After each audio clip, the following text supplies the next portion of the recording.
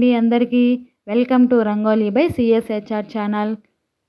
ప్రేమను నమ్మని అతను, ప్రేమే ప్రపంచం అనుకున్న ఆమె చివరికి ఎలా కలిశారో తెలుసుకోవాలనుకుంటే నేను చెప్పే కథ వినేయండి. కథలోకి వెళ్ళే ముందు మన ఛానల్ని సబ్స్క్రైబ్ చేసుకొని వారు ఎవరైనా ఉంటే ప్లీజ్ సబ్స్క్రైబ్ చేసుకోండి ఫ్రెండ్స్. హైదరాబాద్లోని ఒక పెద్ద సాఫ్ట్వేర్ కంపెనీలో అర్జున్ పనిచేసేవాడు. అతను చాలా తెలివైనవాడు, కష్టపడి పనిచేసేవాడు. కానీ ప్రేమ అనే మాట వింటే మాత్రం నవ్వేవాడు. ప్రేమ అవన్నీ సినిమాల్లో బాగుంటాయి, నిజ జీవితంలో డబ్బు, బాధ్యతలు, వాస్తవాలే ముఖ్యమైనవని చెప్పేవాడు. మరోవైపు సాహితి, ఆమెకు ప్రేమ అంటే ప్రాణం. చిన్న చిన్న విషయాల్లో కూడా ఆనందాన్ని వెతికేది. వర్షం వస్తే తడవడం, సూర్యోదయం చూడటం, పూలతో మాట్లాడటం, కలలు కనడం ఆమెకి ఇష్టం. జీవితం కేవలం బాధ్యతల కోసమే కాదు, కొంచెం ప్రేమ, కొంచెం పిచ్చి, కొంచెం ఊహలు కూడా ఉండాలి అనేది ఆమె నమ్మకం. ఇద్దరూ ఒకే కంపెనీలో పనిచేసేవారు. మొదటి రోజు నుంచే ఇద్దరికీ ఒకరంటే ఒకరికి పడేది కాదు. నీకు అసలు సీరియస్నెస్ లేదు అని అర్జున్ అనేవాడు. నువ్వు నవ్వడం కూడా మర్చిపోయావు అని సాహితీ సమాధానం చెప్పేది. ఒకరోజు ప్రాజెక్ట్ మీటింగ్లో సాహితీ చేసిన చిన్న పొరపాటును అర్జున్ అందరి ముందు చూపించాడు. సాహితీకి చాలా బాధ వేసింది. ఆ రోజు ఆమె ఏడుస్తూ కూర్చుంటే అర్జున్ దగ్గరకు వచ్చాడు. తప్పు జరిగితే చెప్పాలి కదా మరి అన్నాడు.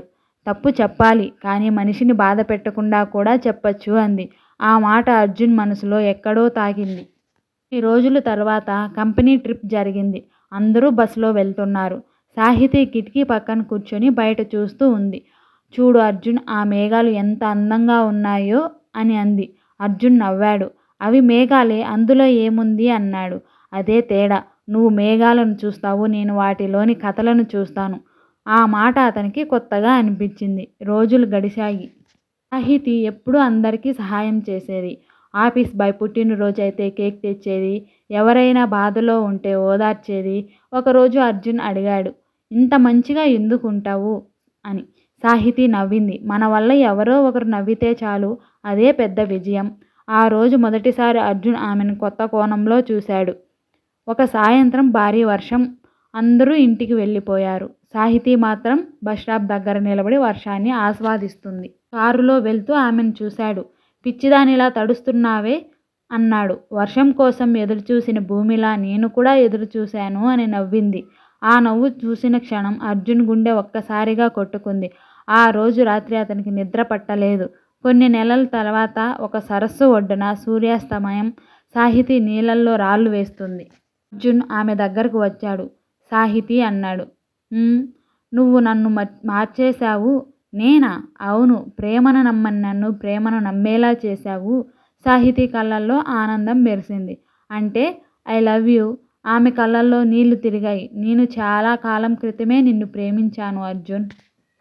నీ చెప్తే ఏమంటావో అని భయమేసి చెప్పలేదు అని చెప్పింది. ప్రేమ మొదలైన తర్వాత ఇద్దరి జీవితం మరింత అందంగా మారింది. సాహితి ప్రతిరోజు అతని లంచ్ బాక్స్లో చిన్న చిన్న నోట్స్ పెట్టేది. నవ్వడం మర్చిపోకు, ఈరోజు నువ్వు హ్యాండ్సమ్గా ఉన్నావు.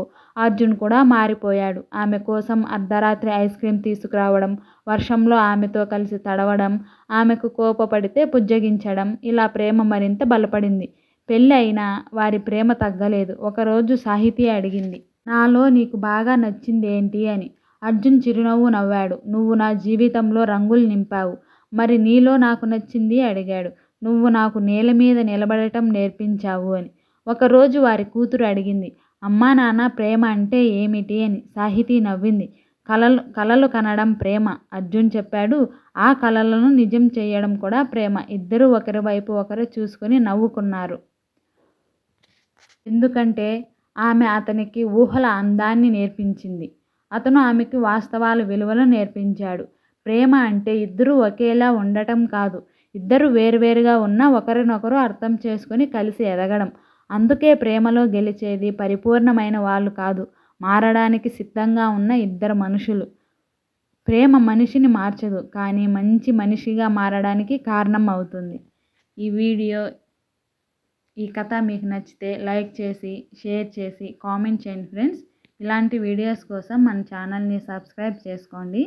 వీడియో లాస్ట్ వరకు చూసిన ప్రతి ఒక్కరికి థ్యాంక్ యూ.